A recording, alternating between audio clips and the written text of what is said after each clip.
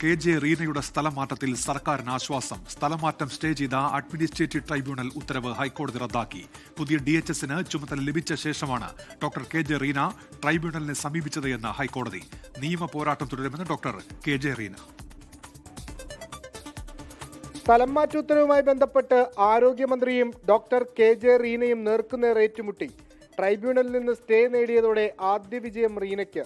വിട്ടു നൽകാൻ സർക്കാർ തയ്യാറായിരുന്നില്ല. പിന്നാലെ ഹൈക്കോടതിയിൽ അപ്പീൽ നൽകി. ആരോഗ്യവകുപ്പ് ഡയറക്ടറായി റീനയുടെ കാലാവധി അവസാനിച്ചു. തരം താഴ്ത്തിയിട്ടില്ല.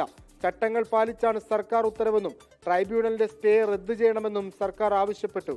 ഒടുവിൽ വിജയം സർക്കാരിനൊപ്പം. Doctor KJ. റീനയുടെ സ്ഥലം മാറ്റം ഹൈക്കോടതി ശരിവച്ചു. പുതിയ DHSന് ചുമതല ലഭിച്ച ശേഷമാണ് റീന ട്രൈബ്യൂണലിനെ സമീപിച്ചത്. ഇത് നടപടികൾക്ക് വിരുദ്ധമാണെന്നും ഹൈക്കോടതി നിരീക്ഷിച്ചു. Justice Anil K Narendran, S Muralikrishnan എന്നിവരുടെ ബെഞ്ചിന്റേതാണ് ഉത്തരവ്. വിഷ്ണു സുരേഷ്, 24 കൊച്ചി.